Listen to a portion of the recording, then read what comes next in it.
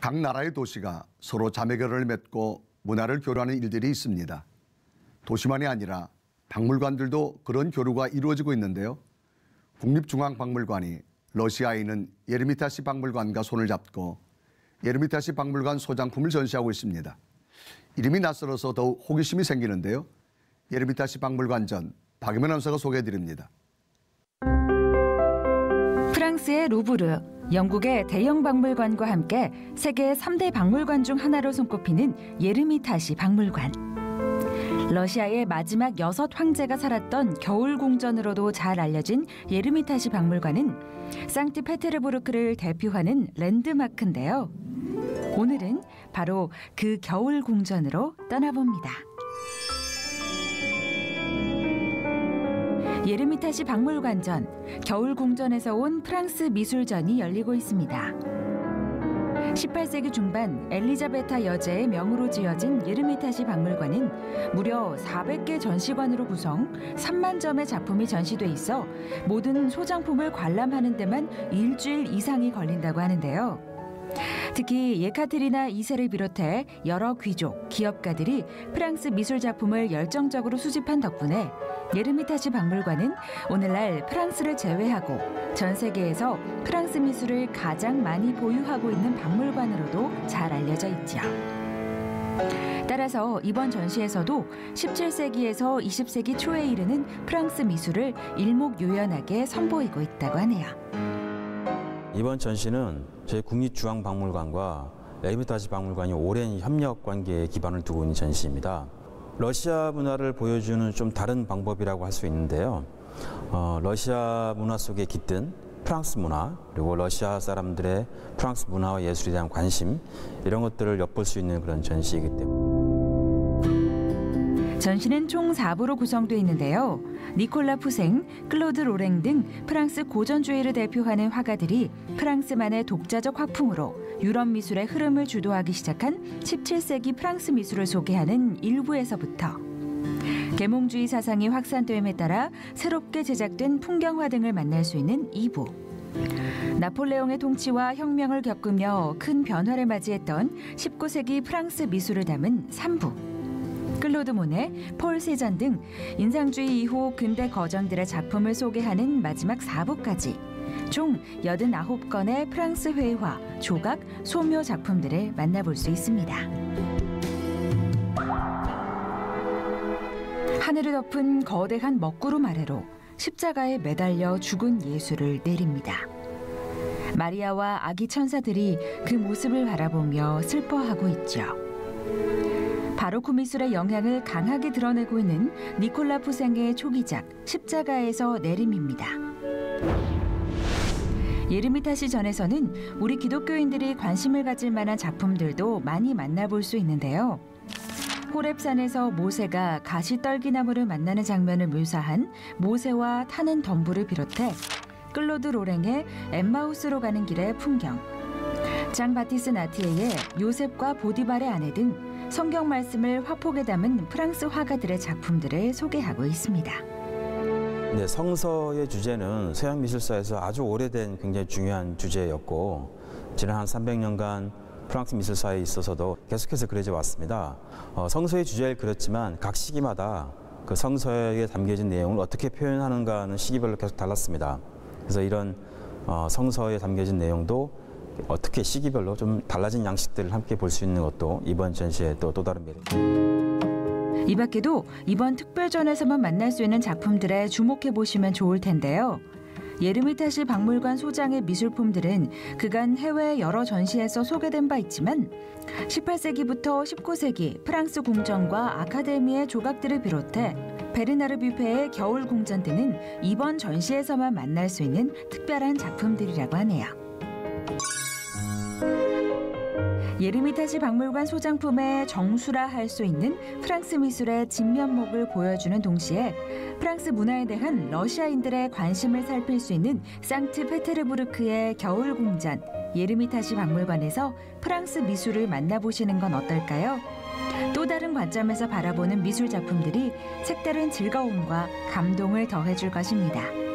오는 4월 15일까지 국립중앙박물관에서 계속됩니다. 러시아라는 창을 통해서 프랑스를 만나는 느낌인데요. 직접 취재한 박예문 아나운서 스튜디오에 나왔습니다. 안녕하세요. 네, 목사님 안녕하세요. 네, 목사님 설명해 주신 대로 이 에르미타시 박물관은 세계 3대 박물관 중 하나인데요. 러시아 상트페테르부르크에 위치해 있습니다. 무엇보다 러시아인들이 수집한 미술품들을 만날 수 있는데요. 그래서인지 러시아와 프랑스 미술을 함께 만나볼 수 있는 그런 매력을 느끼실 수 있을 겁니다. 자, 계속해서 만나볼 분은요. 이 아름다운 글씨를 통해서 말씀을 전하는 분입니다. 청년제이 임동규 대표님을 제가 만나고 왔는데요. 화면으로 함께 보시죠. 네, 청년제이 임동규 대표님 오셨습니다. 안녕하세요. 네, 안녕하세요. 네, 고맙습니다. 너무 뵙고 싶었습니다, 대표님. 네, 감사합니다. 네, 저희 시채널 방송에 이렇게 공식적인 네. 인터뷰는 처음이신 네, 걸로 알고 처음입니다. 있는데요. 네. 먼저 카메라 한번 보시고 네, 우리 시채널 시청자 여러분께 인사 한 말씀 부탁드립니다. 네, 할렐루야, 반갑습니다. 저는 이제 말씀 캘리그라피하고 하나님의 말씀을 보고 읽고 또 쓰면서 하나님의 말씀으로 생활할 수 있는 환경을 만들어가는 청년제이 캘리그라피 문화선교회 대표로 맡고 있는 임동규라고 합니다. 새해 복 많이 받으십시오, 여러분.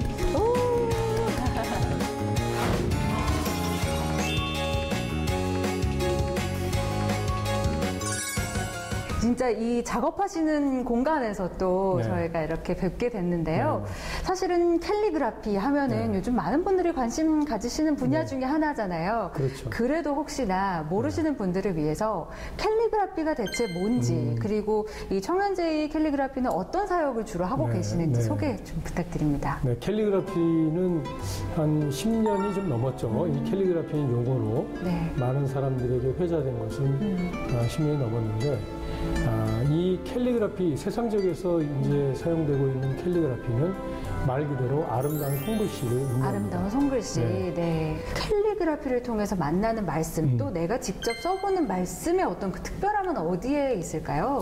말씀 캘리그라피는 실질적으로 나 자신의 유익을 위한 것이 아니라 기본적인, 근본적인 하나님을 드러내고 하나님의 영광을 위해서 하나님의 유익을 위해서 쓰여지는 것이 바로 말씀 캘리그라피라고 네. 말씀드리고 싶습니다.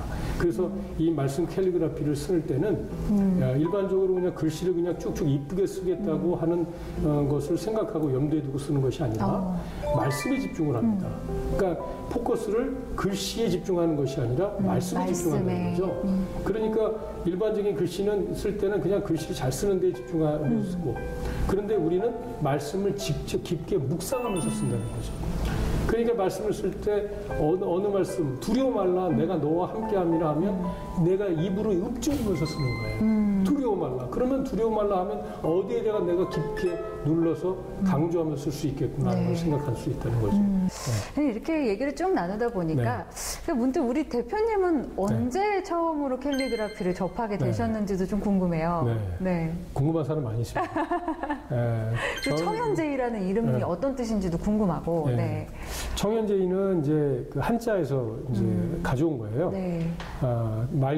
맑을 정자, 정자는 맑을 정자고, 그 다음에 현자는 밝을 현자, 그 다음에 제자는 제주제, 이자는 기쁠 이자입니다. 네. 그런데 이 청현제이의 그 의미가 맑고 밝은 하나님이 주신 이 제주를 하나님의 기쁨을 위해서 사용하겠다. 이런 데서 이제 나온 그런 이제 이름이죠.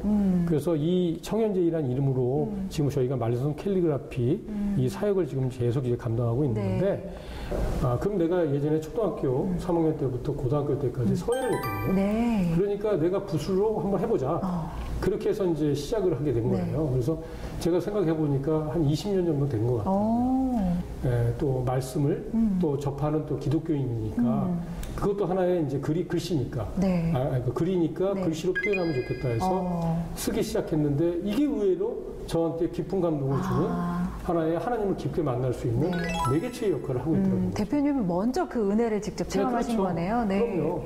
우리 대표님 마음에 정말 남았던 그런 말씀이 있으실지 또 궁금해요. 그래서 그 말씀을 통해서 우리 대표님이 만난 하나님은 또 어떤 분이실지 궁금하고요. 제가 너무 힘든 부분이 있었어요.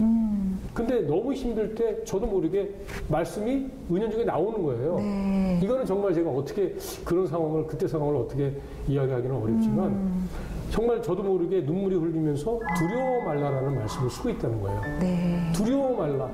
내가 너와 함께 하는데 너는 왜 이렇게 두려워하고 왜 슬퍼하고 우울하고 너무 힘들어하느냐. 사업하는 건 다 힘들지. 너만 힘든 게 아니야. 그러나 너는 나의 아들이야. 나의 자녀야. 그러니까 너는 두려워하지 말고 놀라지도 말고 네가 이 말씀으로 사과를 하면 되는 거야. 그러면 모든 것이 해결돼. 내가 늘 항상 네 곁에 있잖아. 이런 마음을 주시는 거예요. 그래서 제가 지금도 그 말씀을 쓸 때 저는 너무 신이 나고 네. 또 하나님을 정말 가까이 만나는 듯한 느낌이 너무 드니까 네. 강렬하게 드니까 너무 감사하게 생각하고 있고 저를 깨우쳐준 신앙적으로 하나님을 깊게 만나게 된 그런 말씀이라고 이렇게 자신 있게 전할 수 있습니다. 그 말씀을 또 쓰시면서 항상 함께 하시는 두려워하지 말라라고 말씀하신 하나님을 만나신 거네요. 그죠? 네. 네. 근데 이제 청년제가 어떤 가치와 또 비전을 갖고 계신지 네. 궁금하고요. 또 올 한 해 기도 제목 있으시면 함께 나눠주시면 좋겠습니다. 저희 청년제 문화선교회가 이제 추구하는 목표는 네. 하나님의 영광을 드러내는 사역을 하는 거예요. 그걸 좀 더 구체적으로 이야기하자면 전 기독교인들의 말씀 생활입니다. 말씀 생활화가 곧 하나님의 영광을 드러내는 거예요. 네. 계속 이제 올 한 해 동안은 말씀 전시를 계속 합니다. 네. 교회마다 옥한 목사님 어록들을 네. 이제 말씀으로 이제 캘리그라피로 표현하는 것들을 이제 작품으로 해서 25점을 전시를 하게 되는데 네. 지금도 이제 저희가 2월달에 극동 갤러리를 통해서 비롯해서 이제 계속 저희가 매달 전시회를 진행하게 될 텐데 네. 많은 우리 성도들이 믿음의 선진들이 남기신 하나님을 믿는 방법, 하나님을 이렇게 믿어라 하는 그런 좋은 메시지, 네. 훌륭한 메시지 그런 것들을 들음으로 인해서 봄으로 인해서 내가 정말 하나님의 자녀로서의 삶을 이렇게 살아야 되겠구나 하는 그런 마음가짐을 새롭게 가지는 네. 그런 계기가 될 수 있도록 많은 분들이 관심을 가질 수 있도록 네. 좀 기도해 줬으면 좋겠다. 네. 말씀을 드리고 싶네요. 네. 그런 과정에서 우리 캘리그라피, 청년제 캘리그라피가 또 좋은 복음의 도구로 사용되실 수 있기를 함께 기도하도록 하겠습니다. 아유, 감사합니다. 진심으로 오늘, 감사합니다. 네, 시간 내주셔서 너무 감사합니다. 네, 감사합니다. 고맙습니다. 네, 수고하십시오.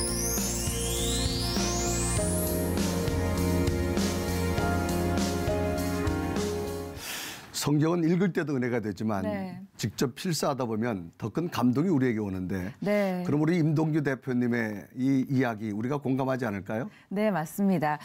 사실 이 캘리그라피는 기독교 문화 사역에서도 아주 중요한 사역으로 자리매김을 했는데요. 2018년 새해가 또 시작이 됐잖아요. 우리 여러분들도 함께 캘리그라피를 통해서 말씀을 묵상해 보시면 더 풍성한 한 해가 되지 않을까 하는 생각이 들고요. 무엇보다 캘리그라피 전시회에도 많은 관심을 부탁드립니다. 네, 요즘은 이 컴퓨터를 많이 써서 글을 쓰는 일이 없는데 네. 정말 직접 손을 가지고 성경을 쓰면 더 큰 은혜가 되지 않을까요? 네, 그렇습니다. 박예만 아나운서 수고 많았습니다. 네, 고맙습니다. 계속해서 한 주간의 간추린 문학의 소식 전해드립니다. 내가 구원받은 성도인지, 구원에 합당한 성도의 삶은 과연 무엇인지, 말씀대로 살고 있는지 자문할 때가 있죠. 각자의 구원과 신앙 상태를 성경적으로 점검해 볼 수 있도록 돕는 김홍만 저자의 당신의 신앙 점수는입니다. 저자는 구속, 회개, 믿음, 거룩함, 예배 등 총 12가지 주제의 60가지 질문을 우리에게 던지는데요. 책을 읽으며 스스로 답을 해나가는 과정에서 신앙생활의 전반을 두루 살피며 균형을 잡을 수 있도록 돕고 있습니다. 인간의 삶과 구원, 천국과 지옥 등 한 페이지에 한 가지씩 기독교와 관련된 주제를 간단 명료하게 설명하고 있는 김재욱 저자의 한 컷 만화 기독교 진리 130입니다. 저자는 총 5부로 나뉘어 가장 기본적인 기독교의 원리, 구원의 교리, 구원에 대한 궁금증, 기독교에 대한 지식, 천국과 지옥에 대한 진실을 다루며 한두 시간 안에 기독교 교리를 완독할 수 있도록 돕고 있는데요. 누구나 쉽고 명확하게 접근할 수 있는 기독교 입문서입니다.